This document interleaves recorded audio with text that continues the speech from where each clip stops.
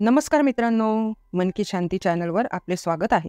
आज आपल्याकडे चर्चा करण्यासाठी एक अतिशय इंटरेस्टिंग विषय आहे. कॉन्फिडन्सने आणि इन्फ्लुएन्शियल कसे बोलावे. इन्फ्लुएन्शियल कम्युनिकेशन हे जीवनाच्या प्रत्येक क्षेत्रात आवश्यक असलेल्या सर्वात महत्त्वाच्या स्किल्सपैकी एक आहे. मग ते पर्सनल असो किंवा कमर्शियल. आणि जर तुम्ही कॉन्फिडेन्शियली आणि इन्फ्लुएन्शियली कम्युनिकेशन केलेत तर तुमचे गोल साध्य करण्यास तुम्हाला काहीच वेळ लागणार नाही. चला तर मग गुड कम्युनिकेशन स्किल्सचे महत्त्वाचे पॉईंट्स पाहूया.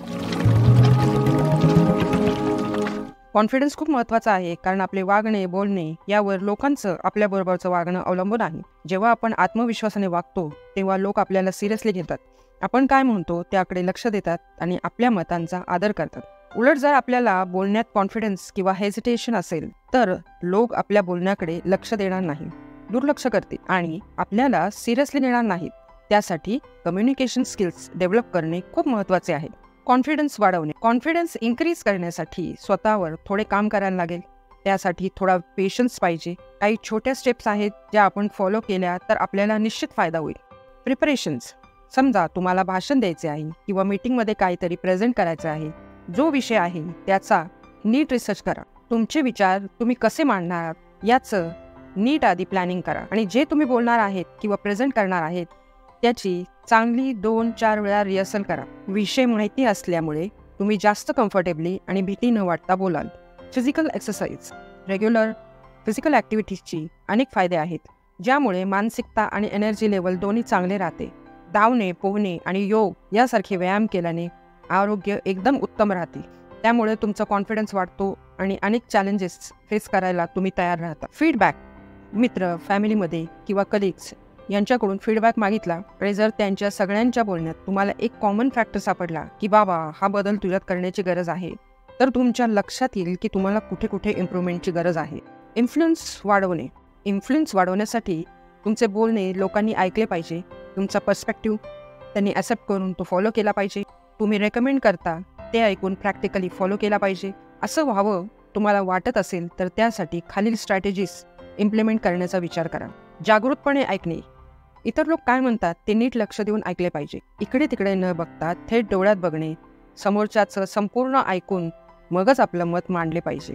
ह्यामुळे फायदा हा होतो की आपण समोरच्याचा रिस्पेक्ट करतो हे सिद्ध होते आणि कम्युनिकेशन्स करणे सोपे होते. त्यामुळे समोरच्याशी रिस्पॉन्स योग्य प्रकारे करू शकता. स्पष्ट बोला. तुम्हाला जे काही बोलायचं आहे ते स्पष्ट बोला. फार अवघड शब्द न वापरता भाषा सिंपल ठेवा. जेवढं सिंपल भाषेत तुम्ही बोलाल तेवढं समोरच्याला लगेच आणि पटकन समजेल. खूपच कॉम्प्लिकेटेड विषय असेल छोट्या छोट्या पार्ट्समध्ये करून मग समजवण्याचा प्रयत्न करा. Body language. तुमचं बोलणं आणि तुमची बॉडी लँग्वेज याचा ताळमेळ खूप महत्त्वाचा आहे. चेहऱ्यावरील हावभाव, पोश्चर्स आणि हातांच्या हालचाली यासारखे अशाब्दिक संकेत सूक्ष्म परंतु पॉवरफुल संकेत देतात. डोळ्यांचा संपर्क राखणे, कॉन्फिडन्समध्ये उभे राहणे या सगळ्या बॉडी लँग्वेजमुळे तुम्ही जे बोलता त्याचे वजन वाढते. त्यामुळे समोरचा तुमचं पूर्णपणे लक्ष देऊन ऐकतो, तो तुम्हाला सिरियसली पण घेतो. नर्वसनेसवर मात करणे. खाली काही टेक्निक्स दिले आहेत. नर्वसनेस आला तर काय करायचे. डीप ब्रिदिंग करणे. डीप ब्रिदिंग तुमचे हृदयाचे ठोके कमी करते आणि त्यामुळे तुमचा नर्वसनेस पण कमी करतो.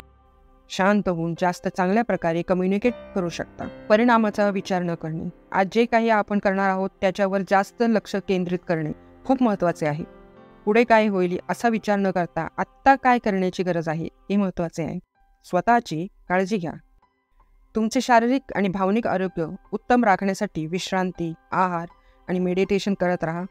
यामुळे तुम्हाला पॉझिटिव्ह राहण्यास मदत होईल. कम्युनिकेशन विथ कॉन्फिडन्स आणि इन्फ्लुएन्शियल राहण्यासाठी प्रॅक्टिसची गरज पडते.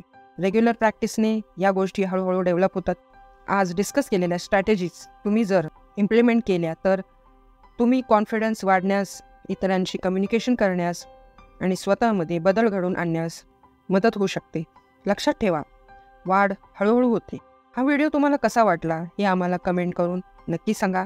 तुम्ही तुमच्या कम्युनिकेशन स्किल्स वाढवण्यासाठी काय करता हेही आम्हाला सांगा.